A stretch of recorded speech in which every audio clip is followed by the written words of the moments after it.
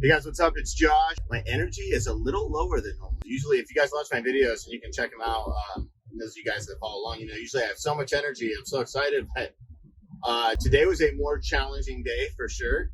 Some things happened in my wholesale real estate business that were just tough.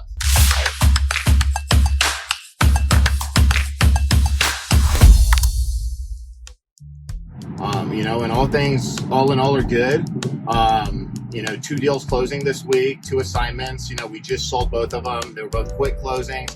Deal came in, we got our pictures, got them sold, got 10,000 earnest money refundable on both, non-refundable on both, and both of them are closing. So it's been blessings from that standpoint, but just a couple tough things that happened this week. And I just wanted to be real. Everybody shares the good parts of the business, not always necessarily the bad parts of the business. And this video is inspired by Lili Thompson. Just put out a video, and she's documenting her wholesale journey, and it's awesome. Really great videos. If you haven't checked them out, I'll leave her channel link below. I just came across her, and I was like, wow, this is such great content. I've been wholesaling myself, guys, for over 11 years. But Lili, she's talking about her adventure in wholesaling, basically, and she's documenting it. And she was just saying, she had a deal that, things didn't go her way. And I was thinking about that, and we were going to make a video, and I was going to talk about some of the tough things about wholesale real estate, which I'll get into, but then today happened. And so it started out, I had some issues with some personnel, and I won't get into it, guys. I don't think YouTube's the best format for that, but it was something was going on in the business I had to take care of, and everything got worked out, and hopefully we'll be stronger from it. Time will tell, but we had an internal thing we had to work out, and that took a lot of energy from me. I went to my office last night. I think it was like 9:30 at night, to record a long video email that I could send to this person on our team early this morning, and I'm so glad everything worked out, but that took a lot of energy, and it wasn't fun.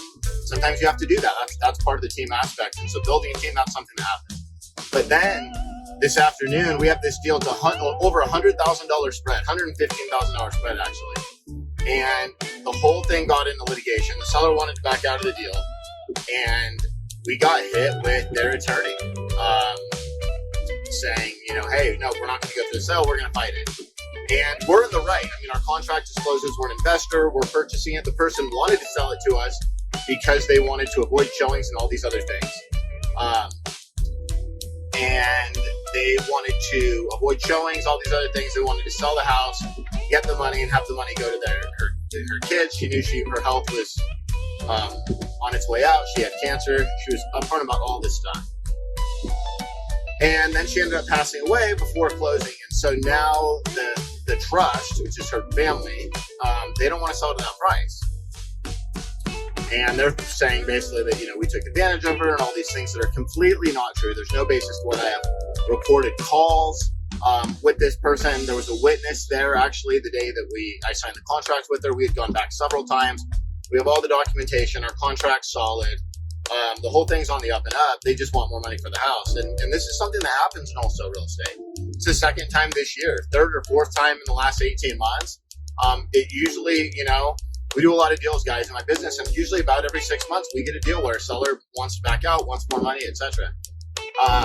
Once in a while, we'll have a buyer too, about once a year, where a buyer's the one being a pain in the butt. They want to back out, or they're mad that we're making money, or whatever it is. And I always preach the same thing, guys. Have good legal advice. Don't fold. Usually, if you're in the right, you'll usually win. But one thing is too, sometimes you have to have enough money to afford going to court. Filing fees, retainers, and all these hours that the attorneys bill out, and you've got to have a good attorney, right? So there's the stress of that going on. So there's this big deal we're supposed to have closed, got extended, and there was a hiccup in it where the person passes away. Now we're waiting for probate. Now more people from the family get involved. They say, wait a minute, we don't want to sell that. And so it's just kind of stressful. In some ways it's exciting, guys, and I'll let you know how this plays out. But it's just, it's just part of the business. And sometimes you got to be real. Like, not every day is going to be sunshine and rainbows. I think Lili said in her video. It's just so true. But, you can't let it take you away from, she also says, real estate is an asset, and it's a vehicle for so many people to change their lives and to grow wealth. And so, I love what I do. I'm going to keep doing it, but there's days where it sucks, where, somebody is saying dirty things about you, or claiming things that aren't true, or like she talks about in her videos, you know, you have agents that dispute your values, your cash buyers, people talking crap about your deals. And, you know, the longer in this business, the more deals you do and sell and buyers you deal with, you know, what I almost find it now that usually we're selling properties for a little bit more than I even, and that's part of it because the market's hot, but I mean, it just gets easier. But, you know, I remember early on just having buyers be able to bully me around. Now I have a lot, and I can teach you guys, click this video, how to get an overnight cash buyers list like I did for my market. In any market, you can do it just like that. It's the best list that exists, and I talked about that in that video.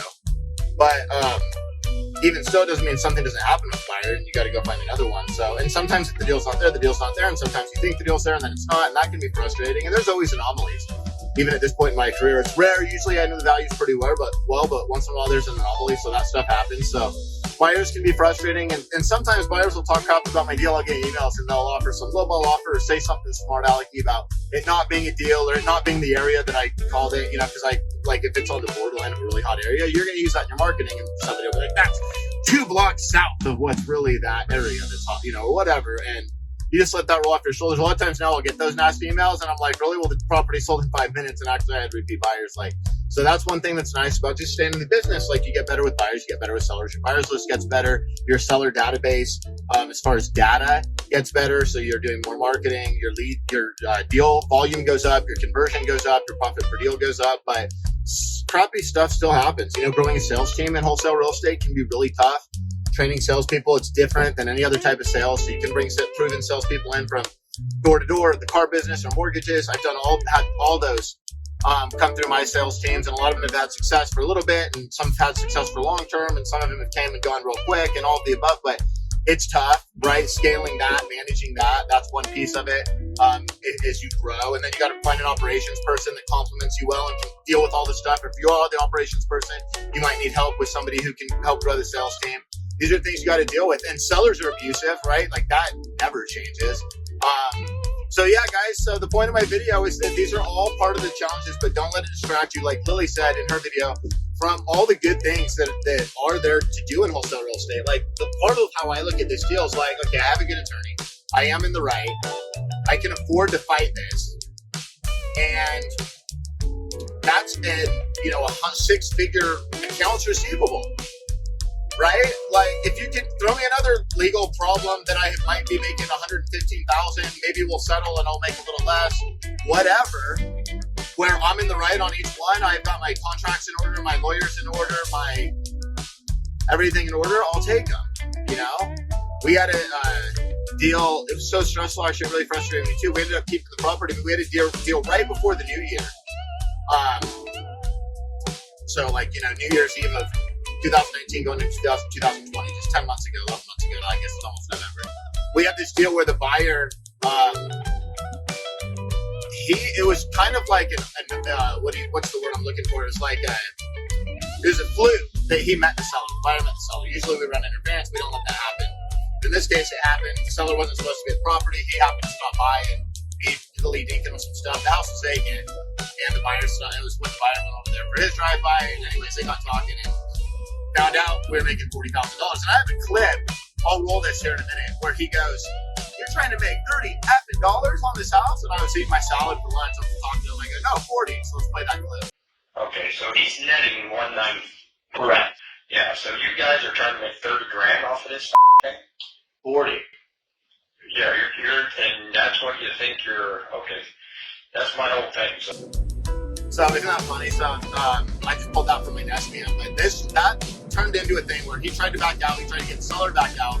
My attorney's dealing with both of them. That buyer goes away. We call him and breach the contract. Another person comes in to buy the deal, and she breached the contract, not because she didn't want to. She couldn't get her funding lined up. It was a great deal. She wanted to jump in on it, and I was selling it to her for like $5,000 less, or maybe $10,000 less than I had sold it to him, just because we had to close in like 3 days. So then her crap fell through, and the seller's like, "If you can't close, I'm out of here." And I'm like, "Oh my gosh!" So I'm like, just slam dunk it. So I just, called up. I call him Uncle Steve, my funding partner that'll fund any deal in 24 hours on a phone call. If the deal's there, he'll do it. So I called him up. I met him at the bank. They opened the vault for him. We got the money, funded the deal, and it ended up, what we ended up doing actually was we got earnest money from both buyers that backed out. The first guy that thought we were making too much money, he ended up, he tried to sue us, and like, we're like, bring it on. And then he was like, okay, keep my earnest money. Let's just call it a day. We're like, okay. Because my assignment contract also has my buyers on the hook for liquidated damages on top of the earnest money, which they're already agreeing to in advance of minimum $10,000 should I choose to accept that settlement, or I can go for more. So he was like, okay, have mercy, I'm out. I'll lose my 5. The other buyer that came in couldn't fund the deal. She lost her 5. We kept the property, ended up refinancing it right away with my long-term money. So Uncle Steve, same day funded it, called up Uncle Alex, did a long-term funding, put it into a rental property, overfunded it, took $35,000 cash back, put about 10 grand into the property to rehab it, put a tenant in there. And that property still has built-in equity, and it's going to continue to appreciate for us, bring us cash flow, and give us tax advantages. But that was super stressful when all that was happening, and it was literally happening the week between Christmas and New Year's. And I remember I was literally down at my beach house with my family for the holidays, and I'm dealing with this. And I'm on the phone with my attorney, going out on the terrace, going out to the patio, and talking to my attorney like, oh my gosh, it was stressful because the buyer, we didn't know if he was going to close or if he wasn't going to close. So these things happen, guys, and just want to share a couple stories, but don't let it stop you. Keep going, because I've done so many 20, 30, 40, 50, 60, 70, 80, $100,000 deals in my career that, and that always feels good. Getting that assignment, closing that deal, seeing that wire, big check hit, helping a seller that's in a situation, helping a buyer get their first flip and make their first big payday, seeing a repeat buyer just crush it on a deal that's marginal. They only took because it was your deal. They were on the fence and they ended up doing better than they thought they were. There's so many fun things, seeing other people change their lives. And I've seen people, that through YouTube, I just got a text message yesterday. Somebody said they got their first deal, and my YouTube channel's been a big help to them. And we've got so many people go through our course, attend our intensives that we've done, go through our cold calling on steroids marketing program, which is amazing. You guys should check this stuff out. The links are below to my course, my contracts, my cash buyers list, my CRM, like all my tools are below this, guys. You can hit me up if you have any questions. But it's an awesome business. So, I use the title, I just copied Lili's title, Wholesaling Real Estate Sucks, but because it does suck sometimes, but it's better, it's more better than it does suck, if that makes sense. So anyways, I'm almost home to my kiddos, guys, but this was going on today, and I was like, oh my gosh, and I was really rattled, and I knew that sharing this with you guys and just getting it out, being able to use YouTube and my audience as my diary, but also like you guys can let me know any feedback you have. That helped me, so thank you. And guys, leave a comment below and let me know what market you're in, how long you've been doing this, any questions that you have, what you thought about this video. At a minimum, please, if you got anything out of this, smash that like button and hit subscribe, and I'll see you on the next episode.